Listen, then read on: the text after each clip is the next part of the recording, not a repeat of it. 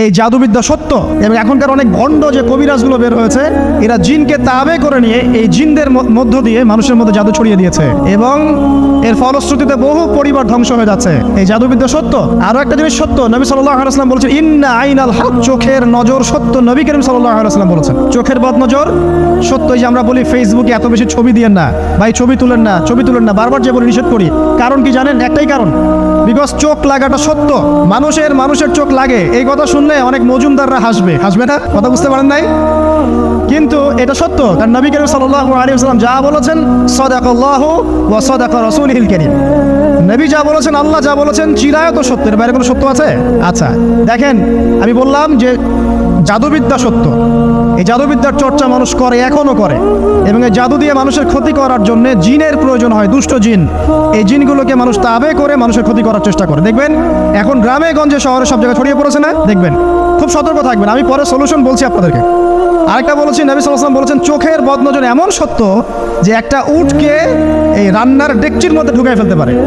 একটা উট খুব সুন্দর, ভালো, আপনি দেখছেন মাশাআল্লাহ বলেন নাই, নজর লেগেছে, উটটা মারা গেছে দেন, তারপর তাকে জবাই করে খেয়ে ফেলতে হয়েছে। একজন সাহাবী গোসল করছিলেন, গোসল, এটা হাদিস সহিহ, এই আলেম ওলামা যারা আছেন তারা জানেন যে এই হাদিস সহিহ। একজন সাহাবী গোসল করছেন, তার গায়ের চামড়াটা খুব সুন্দর ছিল, একদম স্কিনটা অনেক সুন্দর, থাকে না এমন কিছু মানুষ? আচ্ছা, এখন আরেকজন সাহাবী এই গোসল দেখছেন দূর থেকে, দেখে বলছেন যে কি চমৎকার তার শরীরের রংটা, যেন কুমারী নারীর মতো, অনেকটা এমন একটা কথা তিনি বলেছিলেন। সাথে সাথে এই সাহাবী অজ্ঞান হয়ে পড়ে গেছে। কোন সাহাবী? যিনি গোসল করছিলেন। এটার আপনি কোনো ব্যাখ্যা দিতে পারবেন না তো, এখানে কোনো সায়েন্স দিয়ে বা মেডিকেল সায়েন্স আপনি কোনো ব্যাখ্যা করতে পারবেন না। একটা ব্যাখ্যা দিতে পারেন, কিন্তু কেন সেটা হলো সেটা আপনি অ্যান্সার খুঁজে পাবেন না। তো নবী সাল্লাল্লাহু আলাইহি ওয়াসাল্লামের কাছে নিয়ে যাওয়া হলো তাকে। তিনি বললেন যে এই ব্যক্তির ব্যাপারে কি কেউ ভালো মন্দ কিছু বলেছিল? তখন একজন সাহাবী বললেন হ্যাঁ, অমুকে বলেছে এর স্কিনটা অনেক সুন্দর, তোকে ডেকে নিয়ে আসুন। ওকে ডেকে আনা হলো। ডেকে আনার পর নবীজি তাকে অনেক শাসালেন, তোমরা তোমাদের ভাইদেরকে কি মেরে ফেলতে চাও? তখন এই সাহাবী তো অবাক, আমি আবার কখন মারতে চাইলাম ইয়া রাসূলুল্লাহ? আমি তো মারতে চাই নাই, আমি তো খালি বলেছি যে তার গায়ের রংটা অনেক সুন্দর। তখন তিনি বললেন কেন তুমি সুবহানাল্লাহ বললে না, কেন তুমি মাশাআল্লাহ বললে না? যখন মাশাআল্লাহ বলবেন, সুবহানাল্লাহ বলবেন, নজরটা লাগবে না। আর যখন আপনি মাশাআল্লাহ বলবেন না, সুবহানাল্লাহ বলবেন না, দেখবেন নজর লেগে গেছে। আপনি বিশ্বাস করেন ব্যবসা খুব ভালো চলছে, মানুষ বললো যে বাহ তোর তো ব্যবসা হেভি, লালে লাল শাহজালাল, ঠিক আছে, দেখবেন আপনার কেনা বেচা বন্ধ হয়ে গেছে। এরকম হবে, আমার কথাটা বিশ্বাস করেন। এটা কিন্তু সায়েন্স প্রমাণ করতে পারবেন না, আল্লাহ এবং তার রাসূল বলেছেন, তার উপরে কোনো সত্য নেই। আছে সূরা কাহফ 29 নম্বর আয়াত পড়ে দেখেন, আল্লাহ পাক বলছেন ওয়াকুলিল হাক্কু মির রাব্বিকুম, সত্য সেটাই যা তোমার রবের পক্ষ থেকে আসে। ফামান শাআ ফালইউমিন, যার ইচ্ছা হয় বিশ্বাস করুক, ওয়ামান শাআ ফালইয়াকফুর, যার ইচ্ছা হয় সে অস্বীকার করুক। এই কারণে আমরা বলি ফেসবুকে এত বেশি ছবি দেওয়া, এই আই ওয়াশ করা, এই যে শো ডাউন করা, হ্যাঁ, ইসলামের কিছু কাজ করলেন একদম মানুষকে না দেখাইতে পারলে ঘুম হচ্ছে না, এগুলো বন্ধ করেন, এগুলো বন্ধ করে দেন আল্লাহর ওয়াস্তে। অফলাইনে কাজ করেন, নিজেকে গোপন করার চেষ্টা করেন। যত বেশি মানুষের কাছে নিজেকে এক্সপোজ করবেন, কাজের বরকত কমে যাবে, চোখ লাগবে, নজর লাগবে। এবং চোখ লাগা বদনজরে বহু আলেম আস্তে আস্তে মাঠ থেকে মাইনাস হয়ে গেছে না? যায় নাই? এখন কি আলেমদের সংখ্যা বেশি না কম? যত দিন যাবে আলেমের সংখ্যা আরো কমে যাবে। নবীজি বলেছেন আলেমদের সংখ্যা কমতে থাকবে, মানুষ জাহেলদেরকে আলেম বানিয়ে নেবে। তো প্রিয় ভাইরা, জাদুবিদ্যা সত্য, চোখের বদনজর সত্য, রাতের এই অনিষ্টগুলো সত্য, রাতের বেলা অনেক ক্ষতি আছে। এই জন্য নবীজি বলছেন বাচ্চাদেরকে বাইরে বের করো না, এবং তোমরাও রাত যখন গভীর হবে তখন এদিক ওদিক ঘোরাফেরা করো না। দেখবেন রাত যত গভীর হয় আমাদের শহরগুলো তত জীবিত হয়, তাই না? রাত যত গভীর হচ্ছে শহর তত জীবিত হয়। চায়ের দোকানে আড্ডা বেশি, ওই সিনেমা দেখছে, টিভি দেখছে, ক্যারাম খেলছে, লুডো খেলছে, ঘুম নাই। ঘুম কখন? ফজরের আগে। ফজরের নামাজ কিন্তু নাই, ফজর ঠিক আগে আবার ওই যে জোহরের নামাজের সময় উঠতেছে। এখন আমাকে বলেন এরকম জেনারেশনকে দিয়ে কি আসলে ইসলামের কোনো খেদমত হবে? আচ্ছা, নবীজি রাতের বেলা আর্লি ঘুমাতেন, আল্লাহ পাক আমাদের সবাইকে তাড়াতাড়ি ঘুমানোর তৌফিক দান করুন। হ্যাঁ, আপনি ইলম চর্চা করলে রাত জেগে থাকতে পারেন, আপনি যদি জ্ঞান চর্চা করেন রাত জাগতে পারেন, আপনি কোনো গবেষণা করছেন, নামাজ পড়ছেন বা কোরআন হিফজ করছেন, আপনি রাতের আর্লি উঠবেন, এটা আলাদা বিষয়। কমনভাবে আমাদের এই যে ফেসবুক, ইউটিউবিং ইত্যাদিতে আমরা লিপ্ত থাকি, সারা রাতটা কাটাই আড্ডাবাজি করে, এগুলো বন্ধ করতে হবে। এগুলো বন্ধ না করলে ফিজিক্যালি আমরা সুস্বাস্থ্যের অধিকারী হতে পারবো না।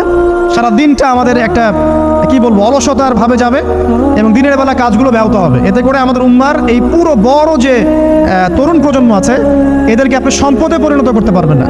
তাই এই সিস্টেমটা চেঞ্জ করা দরকার। নবীজি রাতের বেলা এই সূরা বাকারার শেষ 3টা আয়াত তেলাওয়াত করতেন, আমরা করবো ইনশাআল্লাহ। আরেকটা আমল বলে দেই, নবী করিম সাল্লাল্লাহু আলাইহি ওয়াসাল্লাম রাতের বেলা সূরা মুলক তেলাওয়াত করতেন। কোন সূরা এটা? কোন সূরা? তাবারাকাল্লাযী বিয়াদিহিল মুলক। কয়টা আয়াত আছে? 30টা আয়াত আছে। নবীজি বলেছেন সাল্লাল্লাহু আলাইহি ওয়াসাল্লাম এই সূরা আপনাকে কবরের আযাব থেকে বাঁচাবে ইনশাআল্লাহ। কবরের আযাব থেকে তো ভাই বাঁচা খুব সহজ নাকি? আমাদের মধ্যে এমন কেউ নাই, শোনেন, আমাদের মধ্যে এমন কেউ নাই, আলেম জালেম মুফতি মুহাদ্দিস রাজনৈতিক নেতা পলিটিশিয়ান বিরোধী দল জাতি তারপরে যে সরকার দল যে আছে না কেন, কবরের শাস্তি ফেস করবেন এমন একটা মানুষ নাই, কেউ নাই পৃথিবীতে। এই যে আপনি দেখছেন ওই যে কি ইসরায়েলের প্রধানমন্ত্রী, ওই রাশিয়ার প্রধানমন্ত্রী, ওই চায়নার সভ্যতা, পশ্চিমা সভ্যতা, এমন কেউ নাই পৃথিবীতে এখন যাকে কবরের শাস্তি ভোগ করতে হবে না। আছে সবচেয়ে লঘু শাস্তি, মানে লঘু চাপ, এটা বলতে গেলে আসলে আমি ভাষা হারাই ফেলি। তারপরে বলছি আল্লাহ পাক আমাদের সবাইকে হেফাজত করুন, আমিন। একজন সাহাবীর নাম সাদ বিন মুয়াজ, কি নাম? নবী করিম সাল্লাল্লাহু আলাইহি ওয়াসাল্লামের সাথে একদম ডান হাত হয়ে যুদ্ধ করেছেন দীর্ঘদিন। বদর তিনি বীর সেনা, উহুদের বীর সেনা, ঠিক আছে। খন্দকের যুদ্ধেও বীর বিক্রমে যুদ্ধ করেছেন তিনি। আনসার সাহাবী, একদম মদিনার নেতা সাহাবী। সব সাহাবী কিন্তু একরকম নন, কেউ ছিলেন নেতৃস্থানীয় সাহাবী, তিনি ছিলেন একজন নেতৃস্থানীয় সাহাবী, ঠিক আছে। সাদ বিন মুয়াজ নবী করিম সাল্লাল্লাহু আলাইহি ওয়াসাল্লাম এত ভালোবাসতেন তাকে, এত ভালোবাসতেন যে তাকে নিজের মনে করতেন যে সাদ বিন মুয়াজ আনসাররা আমার নিজের। চারটাখানি কথা। এই সাহাবীর খন্দকের যুদ্ধে এই যে হাতের এই দিকে, সম্ভবত হাতের এই রগের মধ্যে একটা তীর এসে লাগে এখানে, এবং তীরটা তিনি বের করতে গিয়ে রক্তটা ছিঁড়ে যায়। এরপর ফিনকি দিয়ে রক্ত বের হওয়া শুরু হয়। চিকিৎসা করে রক্ত বন্ধ করা যায় নাই, এবং এই রক্তের প্রবাহিত রক্তেই আল্লাহর ইচ্ছায় তিনি শাহাদাত বরণ করেন, তিনি ইন্তেকাল করেন। নবী করিম সাল্লাল্লাহু আলাইহি ওয়াসাল্লাম প্রচণ্ড ব্যথিত হন, মানে মনটা তার খুব নরম হয়ে যায় সাদ বিন মুয়াজ রাদিয়াল্লাহু আনহুর জন্য। তো এই সাহাবীর যখন জানাজার নামাজ পড়ানো হচ্ছে, নবীজি বলছেন 70,000 ফেরেশতা তার নামাজে অংশ নিয়েছে। এই সাহাবীকে যখন কবরে শোয়ানো হয়েছে, নবী করিম সাল্লাল্লাহু আলাইহি ওয়াসাল্লাম পরে জানিয়েছেন কবরের যে মৃদু চাপ, সাদ বিন মুয়াজ রাদিয়াল্লাহু আনহুর কবরেও সেই মৃদু চাপ দেওয়া হয়েছে। আমি কি বুঝাতে পারলাম ভাই? আমাদের কোনো দাম আছে এখন? এখনকার পলিটিশিয়ানদের কোনো দাম আছে? এখনকার সমাজ নেতার কোনো দাম আছে? এখনকার সুদখোরদের কোনো দাম আছে? এই ঘুষখোর দুর্নীতিবাজদের কোনো দাম আছে? আমরা যারা কাঠমোল্লা হয়ে আছি আমাদের কোনো দাম আছে? সাদ বিন মুয়াজ রাদিয়াল্লাহু আনহু যদি কবরের শাস্তি তাকে না ছাড়ে, প্রশ্নোত্তর পর্ব তাকে না ছাড়ে, আমরা পার পাবো? নবী করিম সাল্লাল্লাহু আলাইহি ওয়াসাল্লাম বলছেন সূরা মুলক তেলাওয়াত করো রাতের বেলা, ইনশাআল্লাহ সূরা মুলকের তেলাওয়াত কবরের আযাব থেকে তোমাকে বাঁচাবে। আর আমাদের তো ভাই কবরে সবাই সাথে যাবে না, গার্লফ্রেন্ড যাবে না, বাপ মা ভাই বোন সবাই যাবে না। একজন ব্যক্তি সুদ খাচ্ছে, জিজ্ঞাসা করে দেখেন কেন খায়, বলবে তার সন্তানের জন্য খায়, তার বউয়ের জন্য খায়, তার বাবাকে দেখতে হবে তাই খায়, তাই না? একজন ব্যক্তি ঘুষ খায়, বলবে আমার পরিবারের জন্য খাই।